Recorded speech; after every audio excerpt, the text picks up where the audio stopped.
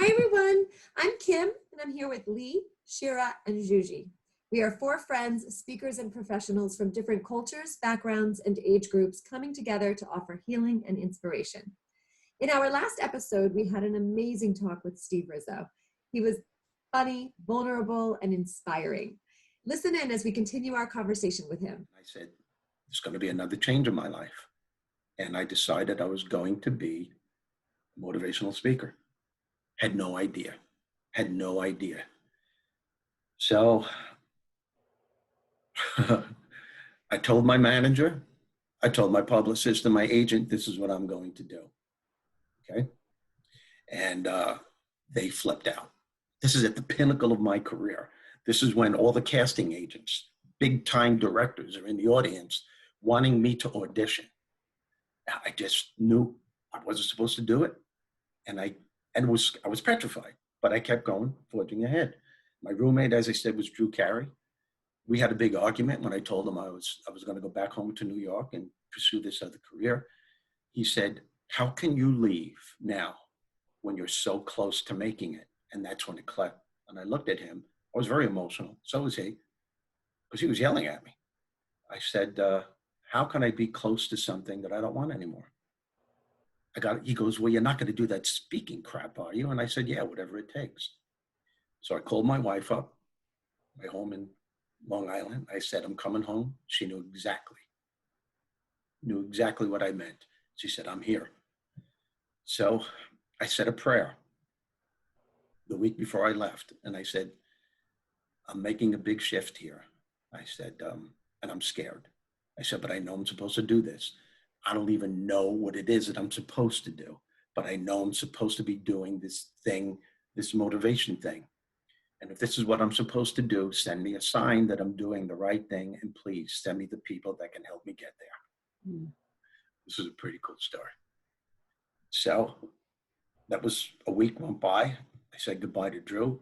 I'm in first class sitting on a flight from Los Angeles to JFK. And I'm sitting next to this man, very distinguished man in a gray suit, three-piece suit, perfectly trimmed gray beard, whitish gray hair, and he's staring at me. And I'm like, please, God, I don't want to talk to anyone. Do not let him strike the conversation with me. Don't. And he goes, I'm sorry to bother you. And I went, shit. Right? And I said, yeah. He goes, you look familiar. I had just done my Showtime special about a month before that. So I said, yeah, well, you probably saw me on TV.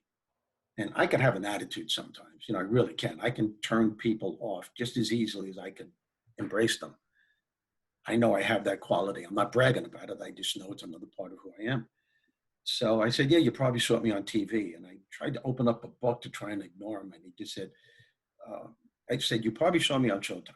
So he goes, oh, yeah, Steve Rizzo. I said, Rizzo, Steve Rizzo. He goes, man, you're really funny. That cartoon bit and blah, blah. He's going on and on. Before you know it, we started talking. We stopped talking after a while. And I sat there and I started getting really nervous. I noticed my knees are shaking. And he said, listen, I'm sorry to interrupt you again. He goes, but is everything okay? I sense something's wrong. And I opened up to him. I said, it's very observant of you. I said, I'm confronted with this problem and I don't know if I'm making the right decision and it's coming back to me. He goes, oh my God, what is it? I said, I don't want to do stand-up anymore. I said, I guess I'm going to have to do it part-time, to still make a living while I pursue this other thing. But I know I want to do this other thing, but I don't know how to get there and how to become this other person that I want to be. And I said, before I left Los Angeles, I said a prayer to please send me someone that can help me. So he goes, oh my God, what is it that you want to do? So I said, I guess I want to be what you would call a motivational speaker. And he starts laughing, slapping his knee, laughing. And I'm thinking he's laughing at me because why would I want to leave a successful career with the industry attacking me, wanting me to do something I don't even know how to do, right? So I said, why are you laughing? He goes, well, allow me to introduce myself. I am the answer to your prayer. My name is Al Perinello, and I am the president of the National Speakers Association. Wow.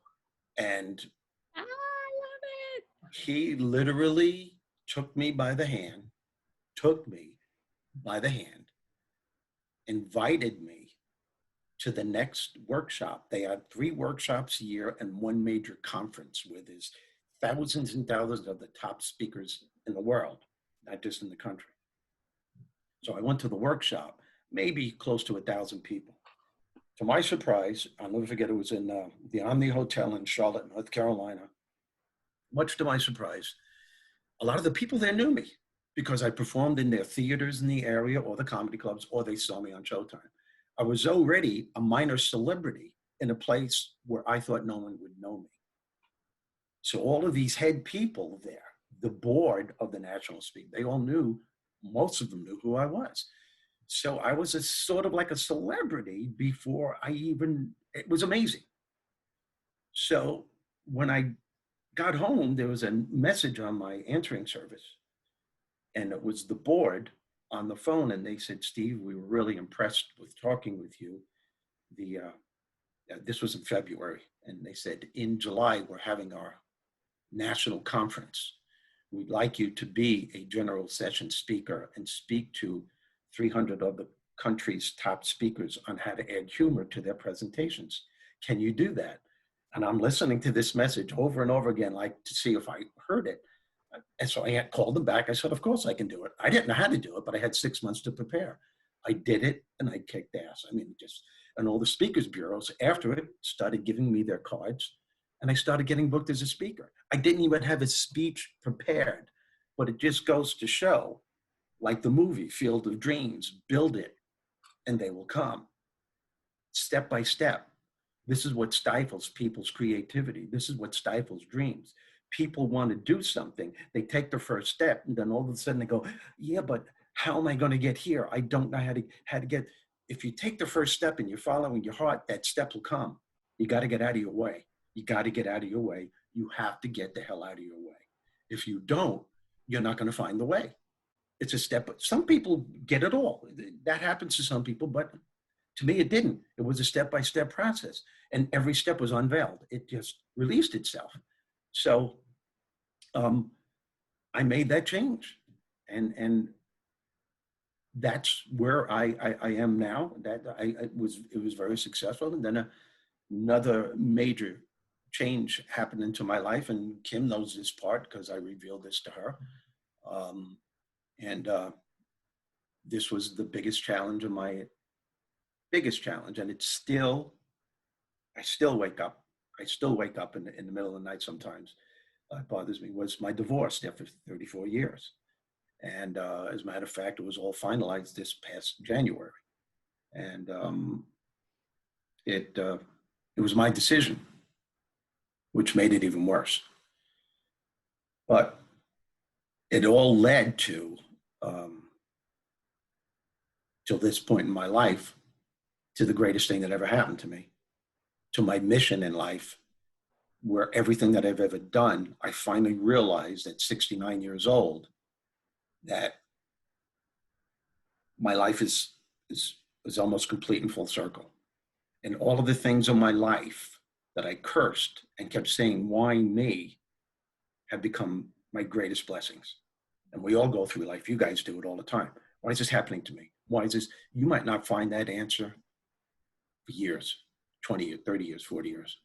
But it's amazing how life works. When it hits you with clarity, it's the most emotional thing. So I didn't intend to tell you my life story like this. That's great. But I have to tell this. We love it. Keep going. I have to tell this. I'm on the edge of my seat, I gotta tell you. I relate so much to everything you're saying. It's insane. It is insane. I left my house. I got up one morning and my wife was devastated. And that killed me because she's the best person in the world. But something inside me said, this is it. You've been doing this for 5 years, knowing something else has to happen in your life. And I got up. I heard myself say, you got to move to California. And the other part said, are you crazy? And the other part said, yeah, you are. You have been your entire life. You have to go to California. And I knew I had to go. I had to face my demons once again, but only this time with a bigger intensity than the time before when I was sabotaging my stand-up career. And I did move. I stayed there for almost 2 years. And I rented an apartment in Marina Del Rey, right on the marina. And I was one day when I was so emotionally distraught.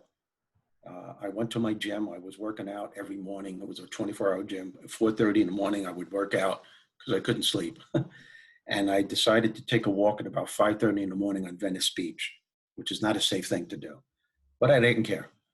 And it was a summertime, and the waves are coming over me. And I stopped and I screamed in total frustration. And I was actually cursing at God, cursing, not yelling, cursing. And I was emotionally drained, and I screamed, what the hell is wrong with me? And what the hell am I doing here? And I took another step, and I heard something inside of me say, you know why you're here, and you know what's wrong. You're just too caught up in your own drama to find the answer. And I said, holy shit. I knew I was onto something. I ran back to my apartment, took out my laptop, took out my pad and pen, and I asked another question. And another answer came. And I asked another question, and then another answer came. And it wasn't until maybe 6 hours later, with all these questions and answers, I realized I was having a conversation with a higher part of myself. And then I realized I was writing a book. And now the book is finished. And the book is called Conversations with Bob. And Bob is God. And that's where I am at this point in my life. And my whole mission now is to get that message out to everyone. And I would not have been able to write this book had I not gone through hell to allow myself to write it. There within is the silver lining, because now I feel that this book and what my mission is to allow people to know that life isn't easy, but we make it more difficult than it has to be.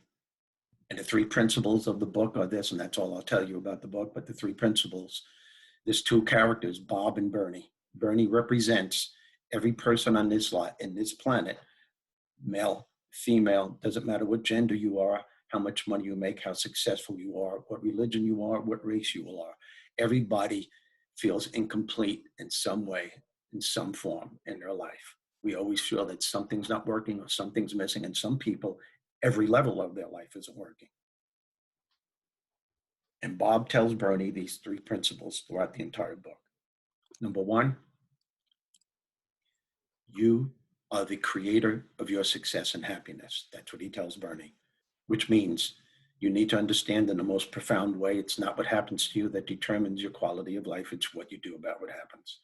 The second principle, you are the only problem that you will ever have. And somewhere within you, there is always, always a solution waiting to be discovered. You just have to learn how to get the hell out of your way to find the answer. It may not be easy, and the solution doesn't make the problem go away. The solution, more than likely, will help you to work your way through the problem. And there's a big difference. Most people want the problem to go away. Nope, it's not going to go away.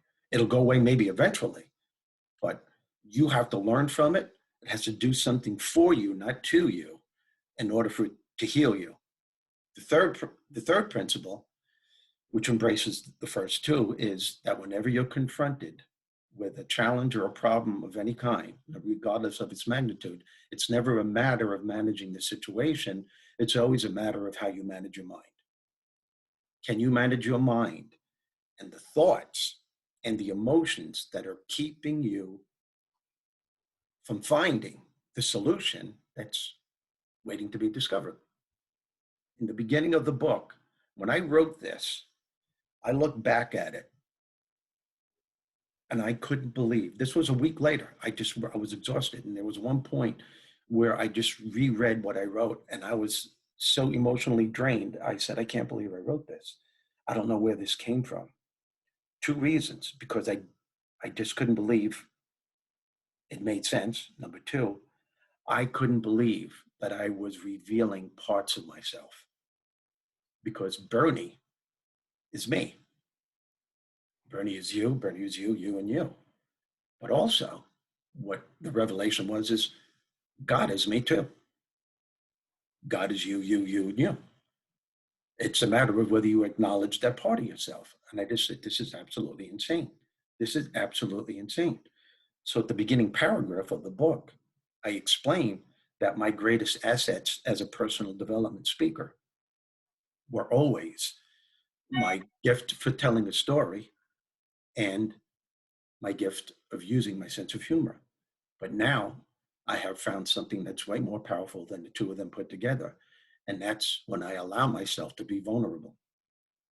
When I allow myself to do that, and I can express what I went through in my life and relate that to people in the audience, those people that are in the audience that can look at me and might say, wow, he found a way.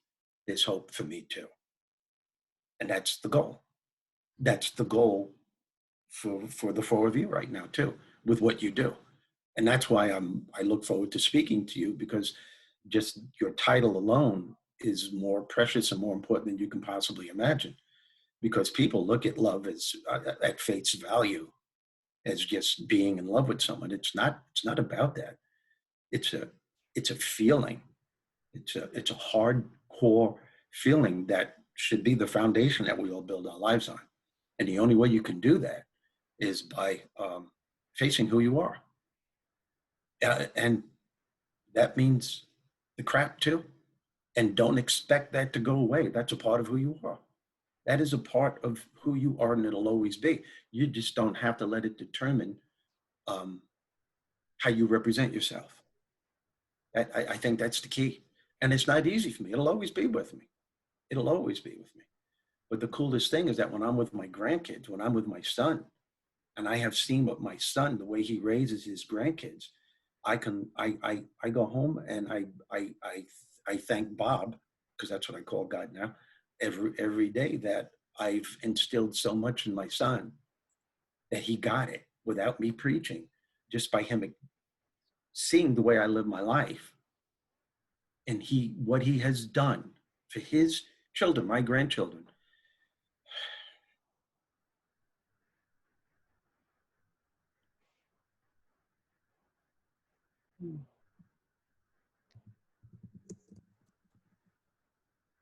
Long pause. Okay. What he has done for my 8-year-old and 6-year-old grandchild. Oh. Talk about vulnerability. Thanks, I needed that. It's incredible. So we all have that part to do that. And that's our job. That's your job. That's my job. That's everybody's job. It's just to let it go and be who you are. I was just faced with another challenge. Yesterday, I made a major decision that totally blew me away. And there are going to be some people that just aren't going to like the choice that I made, but it's already made. You know, when you have to make a decision like that, you really have to pray. And you have to pray knowing that it's going to be answered, but you also have to pray that it may not be the answer that you're going to like. But it's the answer. And it's going to be difficult for you to say what you have to say to certain people. But it has to be done. Life is difficult. And as I said, sometimes though, by not acknowledging that higher part of yourself, which is based on a foundation of love, if you don't acknowledge that, we make life more difficult than it has to be, because we can't get out of our way. You can't get out of your way. See, that is so beautiful. And I know Juji had a question for you, so I'm going to let her chime in. I mean, how many questions? What's actually funny is that we thought when you came on the show that we would all be in stitches the whole time, cracking up, goes to show what our, mental projection of the future is always. And so, every single one of us here has gone through something and has, made the decision to motivate people or educate people on some level in order to help them. And I think what you were just talking about at the very end about, seeing how your son is and what he is now passing on to your grandchildren, in a lot of ways, what you're really talking about is like rooting out generational trauma and, making sure that the next generation has a more loving foundation. Um, for a lot of us, it wasn't as straightforward as, I don't think that you're going to be able to go to college because you're not smart enough to do that. It was a lot more subtle than that, and a lot of subtleties sprinkled along the way that gave us this pathology about ourselves. So, aside from talking with God, or Bob, sorry, um, what do you feel like is the key to rooting those things out? Like reverse constructing where those things came from? Because yours was like a blaring neon sign of like, you can't go to college. And then when you proved them wrong, it was a sign that that wasn't the case. But for a lot of people, they're not even aware of what's keeping them from achieving their higher selves. That is one of the best questions, and the way you set it up, I've heard in a long time. And you're right. And you're right. A lot of people aren't aware. But the way you do become aware is when you say, why isn't my life working? Keep saying it to yourself, because everyone is going through that. And you have moments of that, but you have moments of that in fits of anger. Why the hell isn't this working? We all do this. When something is going right with what you're trying to accomplish, when something is, and everything's going right, you just went 5 steps up and then all of a sudden you hit a snag. And what's the first thing we say to ourselves? Why is this happening? Yeah. Why is it every time I want to do something, it never works out? How come everybody else has what I want? Why is it I'm going 5 steps up and now 10 steps back? This is ridiculous. Why isn't my life working? Some people call that negative curse talk, negative self-talk. I call it self-curse talk, because you're casting a spell on your life and you're doing it in fits of anger. When you do things in fits of anger, you're not going to get the answer, because you're in a totally different place. You got to ask that same question. You got to ask that same question. And when you're praying after a meditation, and I don't mean praying when you're down on your hands. I don't pray on my hands and knees. I pray when I'm walking along the beach. Kim knows that I walk on the beach in the wintertime. I get bundled up. It can be 5 degrees. It can be below 0. And I walk the beach. And that's how I have my conversations with Bob. I talk. And I know I'm going to get the answer eventually. It may not be for a while. But when you start acknowledging what's wrong with me, answers start coming to you. And the answer that came to me, and Kim, I believe I told you this. I think it was just you and I sitting at the beanery. I don't think Taris was there, whom I love to death. You and I were sitting together, and I did something right in here in this very room that I'm talking to you with, to really find out where my toxic labels came from. And I'm going to share this with you. And I started meditating, and I decided to do something what I now call time traveling. Okay. And I would sit in a chair. It's really quiet. I'm the only one here in the house. And I go into a meditative state, and I imagine my life in first grade. That's where it started with me. I didn't go to kindergarten for one reason.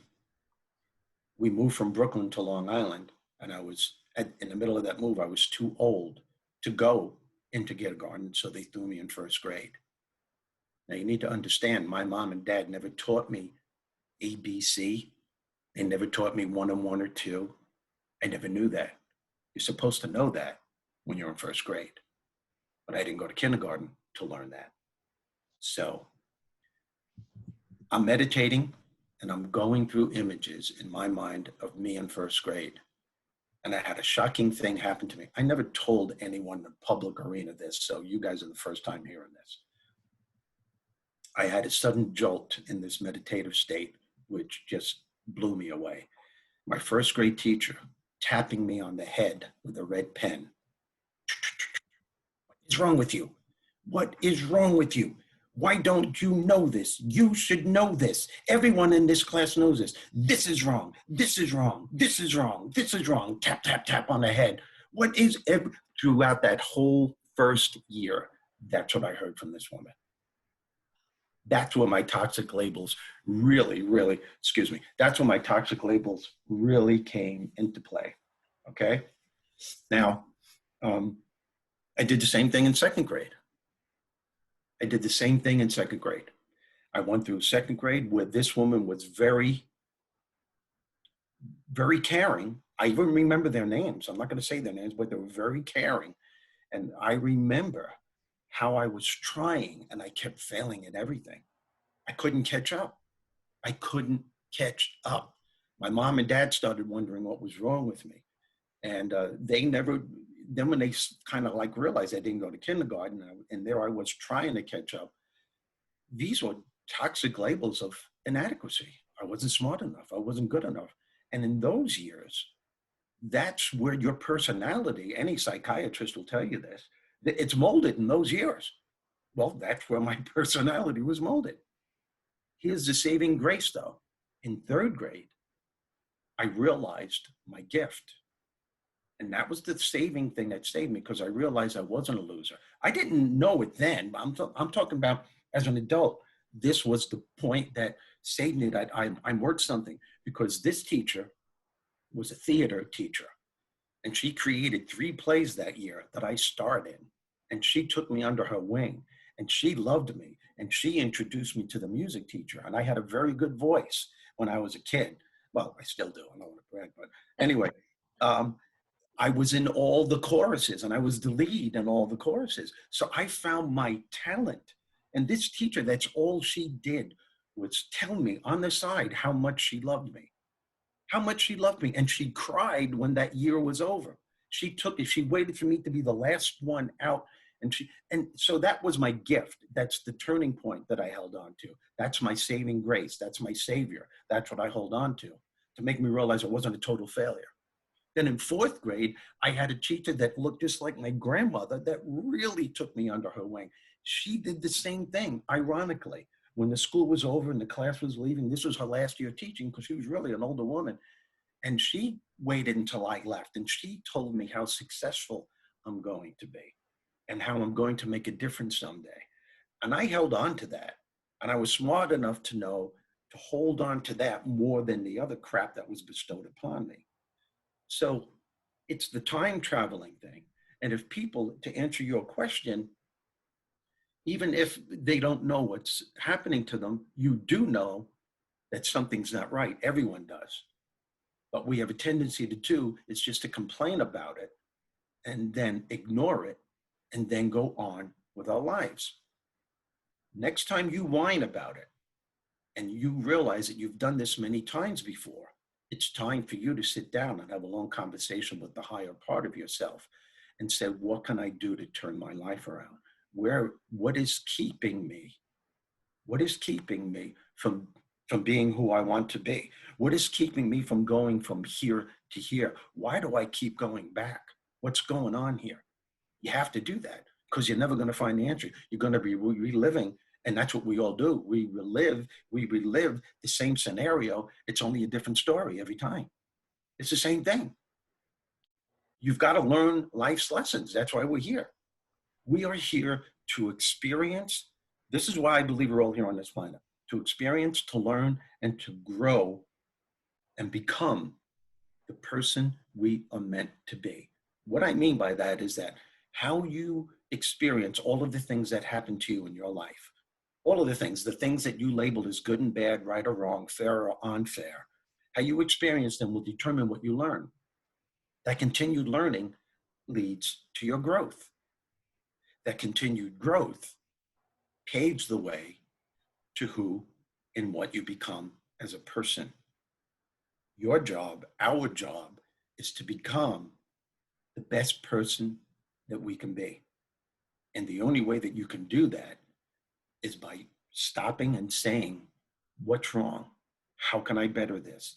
Keep asking yourself the questions. Write it out if you can. Do it your own way.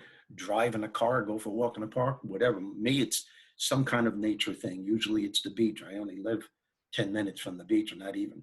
I go over the bridge, Robert Moses, I'm in field 5, and there I am. And by the way, it's very empowering when you're walking on the beach and you're the only one there. It's just you and the waves. It's pretty cool. Steve, you know, I have another question for you. It's going to shift a little bit. Oh, shift.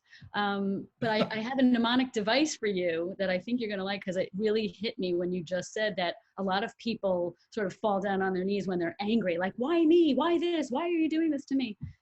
I heard a mnemonic device that's just great. It just says, stay curious, not furious. So if you can. Wow. Where'd you hear Right? that? So there was a DEI training that I did at a job, and that just, you know how like sometimes you have nuggets, right? We're all about nuggets, right? We're motivational speakers, but sometimes people listen to us and maybe they'll have a takeaway, maybe they won't. But when I did this training, that mnemonic device just stood out for me, and I was like, yes, I love that. I love it. It's Do me a favor, fantastic. when you get a chance, because I'm not going to write it down now because of my handwriting. I will send it to you. What the hell does it say? So just send me that. Send me that. I will. It's just really, really good. And I'm also a songwriter, so it rhymes. So I'm like the happiest thing in the world when I hear I love it. I have tons of them. I call them Bobisms. You know, add that one to your list. Yeah, that's it. As a matter of fact, here's one that I have, and it's one of my favorite ones. Is faith is the intangible force that comes to the rescue when your beliefs begin to falter. And Yes. it's there. That's that step above your belief, faith. Like you don't know how, but you know it's going to work. You know, and one step will lead you there. It'll happen. Well, it's funny because the girls also know that I'm like a quote queen. I just love quotes. And one of my favorites is, I'm learning to love the sound of my footsteps walking away from things not meant for me. Love it. Anyway, I could go on all day, but my question is. You and I will just have a conversation of quotes. Seriously. My question to you is, because I also just value humor. I think we all do, but it's helped me cope so much in my life. And I love, love, love jokes. And I'm wondering, like, do you have like a favorite joke or a riddle? I do, but I don't want to say it on the air, though. That dirty, huh? Fair enough. Yeah. Well, No, I don't have a particular funny joke. I have famous comedians that I admire, that I absolutely love. Yes, tell us. I love George Carlin was my idol. Richard Pryor was an idol of mine, and I choose those two because to be a true comedian, you have to come from here. And even though Richard Pryor was, some people say, is blue, vulgar, X-rated, it was poetry. His humor was pure poetry. It came from here. It came from his streets. It came from the inner core of who he was. And he represented that with such perfection. And the same thing with Carlin. I love him for that. They were pioneers. They came onto the scene where, you weren't allowed to say shit, but they took it beyond that. And I admire that. I don't appreciate comedians that will use the F word as a crutch. If it's who they are, and you can tell, I can tell, but if they have to say mother, F mother all the time, right. Yeah. I just go, all right. I get your point. Yeah. but I don't want to hear the rest of what you have to say. So I do have, I love, Robin Williams was an idol of mine. No one was in tune with the humor being more than he was. Unfortunately, he came to a point in his life where he couldn't use humor as a strategy to save him. And that started because he was diagnosed with Parkinson's disease, and he knew eventually Parkinson's disease affects your brain first and it slows you down. And Robin Williams' saving grace at all times, because he's the most serious person I've ever met, was so serious about life, like you just said about me. But it was his humor being that saved him all the time. And when he realized he wouldn't able to utilize that the way he's used to utilizing it, because he was so quick with his come-ons, he realized he wouldn't be of any value, not only to other people, but to himself. And he figured his time was over. Because no one like Robin Williams can go on a set. When he was on Oprah Winfrey, she always had to add an extra hour on the show to get to ask all of her questions, because he would go crazy in the audience. But it killed every time. I don't think I'll ever see anyone in my lifetime to do what he can do without a script like that. Just like that. Totally. But at another time, I've never seen anyone who was so serious about life in my entire life. And he needed that. He needed that other part of himself to override that. But when he realized he wouldn't be in that position to do that anymore, he decided it was his time to leave. That's my view. Did he have a joke that's one of your favorites?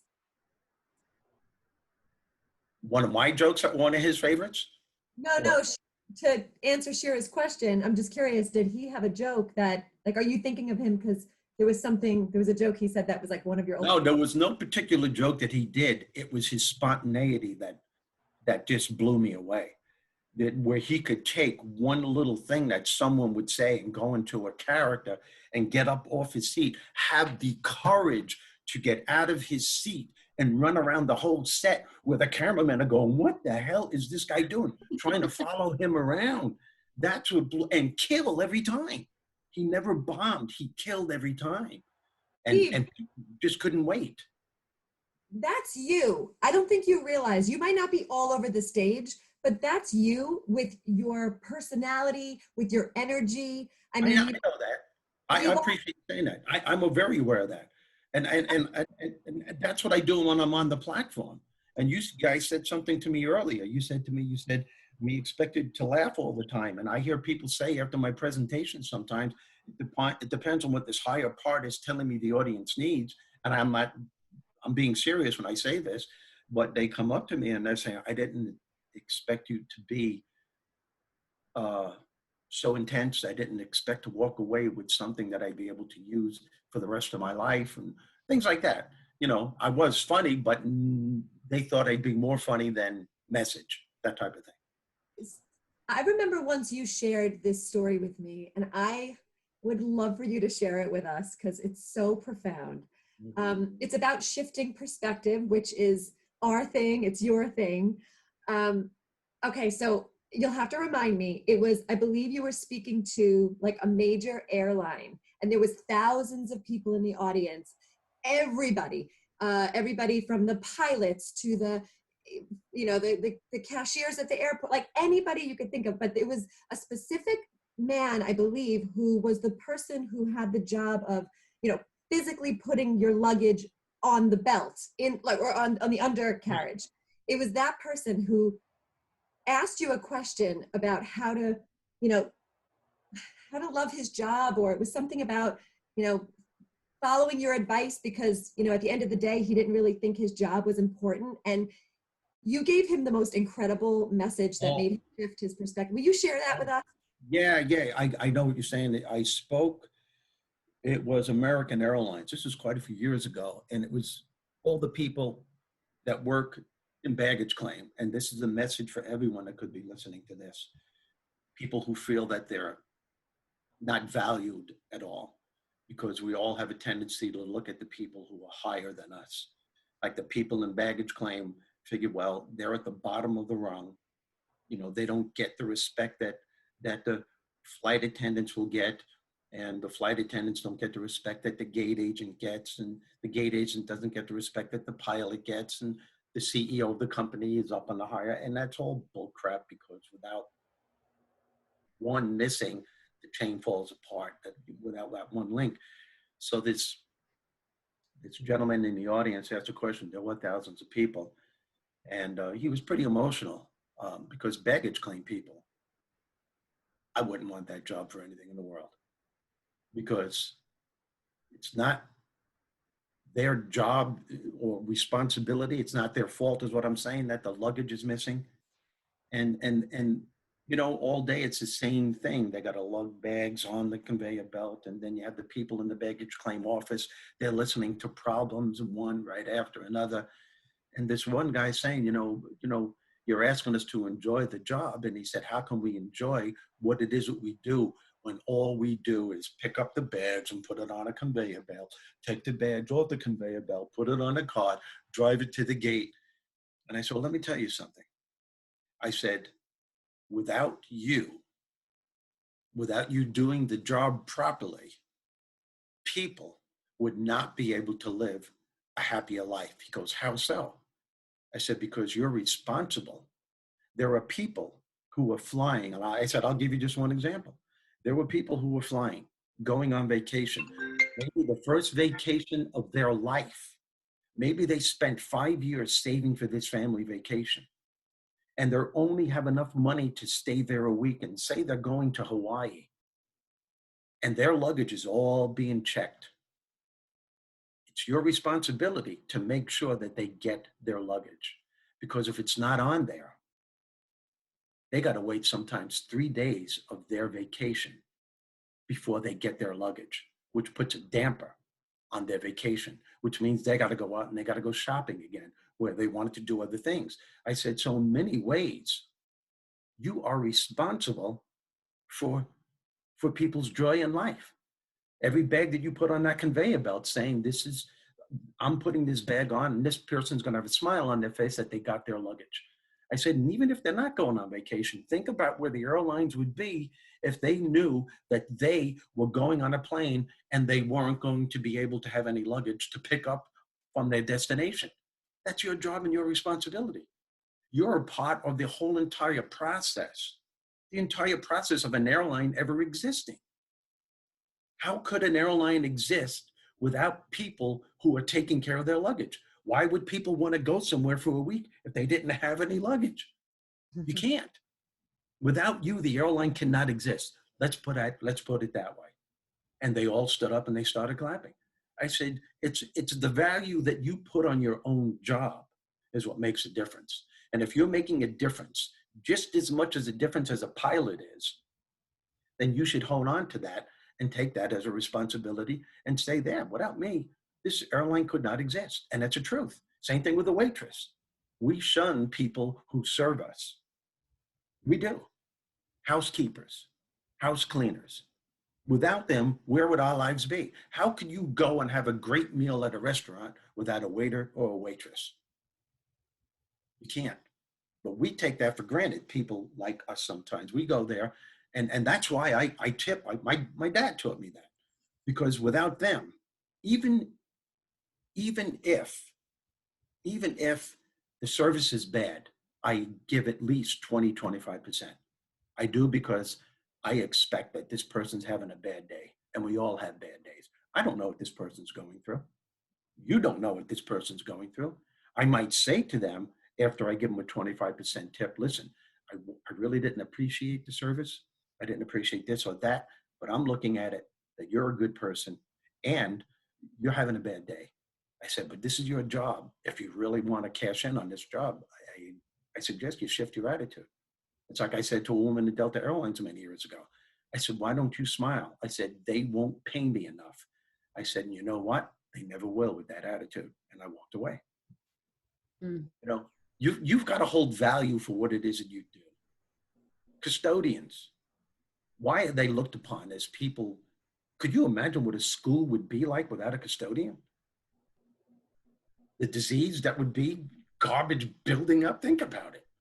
Garbage men, sanitation men. These are people that I have the utmost respect for.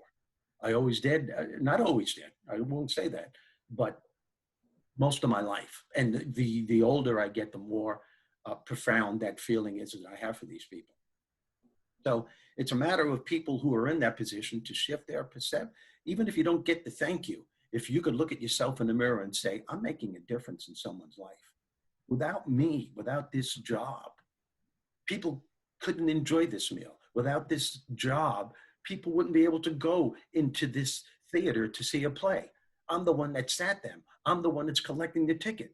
Without me, this theater, these actors wouldn't be able to perform. I'm a part of this. And it's a shame that we don't adhere to that we don't give them the same amount of respect. You know, I don't know, it just it gets to me. But that's a good question, Kim. So, I call it taking the perspective pill.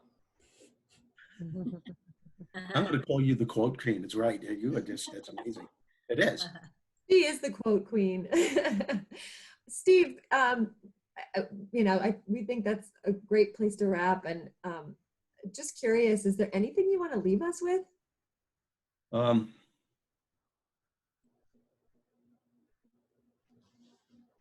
Yeah. To start your day with a great attitude every day, an unstoppable attitude to succeed regardless of your circumstances, is before you take the covers off and before you start focusing on all the things that need to be done, say to yourself, who do I have to be in order to get it done? Before you take the covers off, because I think we can all agree that far too many people start their days off in low moods at best, especially today with the, coronavirus. And in low moods at best. And that's because as soon as they open up their eyes, they didn't even take the covers off, they're still groggy. And I really want everyone to get this. They immediately start focusing on the grueling day they had the day before. All the irate people they had to deal with. All the fires that won't put out. And I know people, and maybe you folks do this too, and a lot of people listening, they just bombard their brains with so much crap and they're still half asleep. I know people who reach over to their nightstand and grab their iPhone and they start looking at all of the messages that they think need to be answered before they even leave the house. That's absolutely insane. Then they start thinking again, they start going back to all that stuff that happened the day before. And then they start thinking of all the stuff that has to be done on that day. I have to put on a mask again and I have to deal with this person. Wow. And they can't understand why when they're going to work, their energy level is down here. You think of your responsibility on any given day with your family and your job and what you're trying to achieve. Your energy level has to be cranked. That's your choice and your responsibility. So what I ask everyone to do is to get their shift together. In other words, rather when you wake up in the morning before you take the covers off to focus on everything that isn't working and all the things that need to be done, allow yourself in those few moments to shift your focus and your way of thinking to the things that are working in your life. This only takes a few moments to do. Don't even take the covers off yet. To the things that are working, the things that lift your spirit, to the things that gradually make you feel better. What I'm asking everyone to do is to create an attitude of gratitude. And I know we've all heard this, but I can't tell you how profound this is, how profound it is. Thoughts of gratitude, first thing in the morning, you're sending a message to your subconscious. As I said, that runs 95% of your life. And your subconscious doesn't know the difference between true or false. It's very objective. It only knows information that you program into it. So if you're focusing on what's working, you're sending messages for that day to your subconscious that favorable things are happening to you, that life is good to you, instead of focusing on life is treating me like crap. Are you following me on this? That's what that does to you.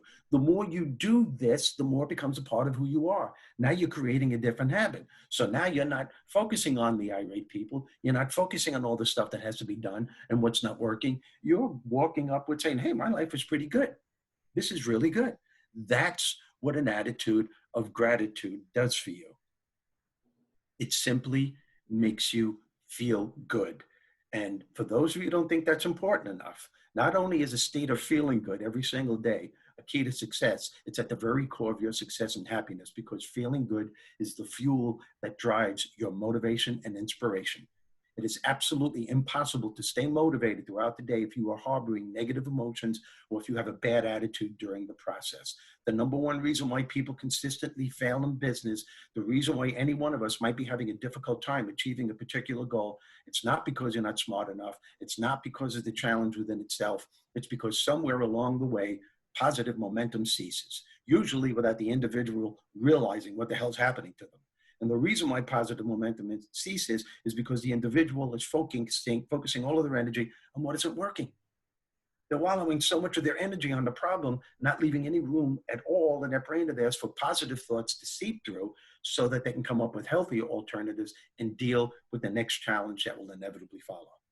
We go through the course of our lives, and I'll leave you with this, and we allow people, situations, and circumstances to literally suck the energy right out of us, because we don't know that we have strategies that come from a higher part of ourselves that can turn these things around.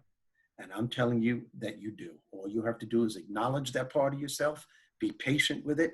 The answers will come in many different ways, from something you hear on the radio, on TV, something a friend says in the middle of an argument, taking a shower, combing your hair, walking the dog, and come anywhere. That's it. That's amazing, Steve. And as far as Gump said, all? that's all I have to say about that. Oh my God. So many valuable lessons. Steve, I got to tell you, listening to you for me has been riveting. You know, we've all done self-growth and self-empowerment work. So some of the things you mentioned, we've heard before in different ways and everything, but I feel like your storytelling is the magic over here, because I'm sitting here listening to all of your stories and I can listen for hours, and it's not only full of so many valuable lessons just based on your own life and your own experiences, is where people obviously can learn so much. And I didn't feel like this was a motivational speech, but this was more about Steve, but it was filled with lessons. And I'm kind of comparing it to a really great book that you just can't put down. So it's been such an honor. Thank you for saying that. I appreciate that. No, you folks are wonderful. I love what you do. You know, number one, you're part of something that Kim is a part of, and it is so incredible how our lives, we just got together. Where you meet, you know how you just meet someone, you go, oh, I've known her for my whole life, and we don't talk every day, but something clicks within her, within me, and Taris. You know, the three of us, and we just go, oh my God, I have to give her a call. And I know they do the same thing with me. And if we don't call back right away, there's no, how come he's not answering me? Or there's none of that. We know, you know, there's no ego involved here. And we all have our crap. We all do. I have mine. I sat down. This is when I knew I loved them tremendously, Taris and Kim. I sat down with the two of them. I revealed everything, and they listened. They listened, and they could have judged me, like I know they could have, anyone could have, but they listened and they got it and they understood. And that just meant the absolute world to me. And that just intensified the relationship even more. So, and the three of us are vulnerable. So That's why us four, and obviously five, including Taris, like just love and adore each other, because we get each other. We are not judgmental. We're not, we don't criticize each other. We just, it's all based in love, Yeah. Steve, we're going to definitely make sure we put all of your information below in the comments below, but can you let people know if they want to listen to your talks, if they want to contact you, they want to read more about you, where they should go? Give us that information. Everything will be on my website. I have a lot of new stuff coming out soon that I'm not at liberty to talk about yet, but everything you need is going to be on my website, steverizzo.com. I advise everyone, if you want to sign up for my Rizzogram, it doesn't cost anything. It's everything that you were hearing listening to here and then some. It's all about how to get through life, personally and professionally. And there'll be sometimes videos, sometimes it'll be, articles. And soon I will be having guest articles and guest videos from people. And if you want, you can purchase my books that are online. Go to my YouTube channel. And I suggest that once you go onto my stuff and you're looking and it sparks something, you might want to investigate even more and go on other people's sites and make this a habit every day. Every day, spend 20 minutes on personal development speakers. Go to sites where they have things like this and learn something for 20 minutes every day. Any time of the day, do it. Just keep going. We live in an age today where the opportunity's there and it's free. And don't say you don't have enough time to do it. I say you can't afford not to. It'll just build who you are and take you to a different place. So.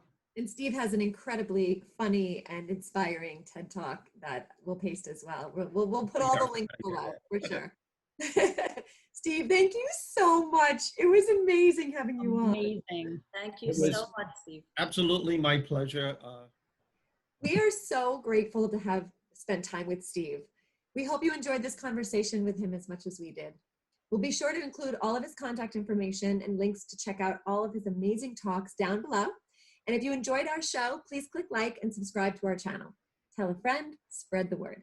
Please let us also know if you have any comments or questions, or if there's a topic that you would like to request. We'll see you soon. Stay safe, everybody. Thank you.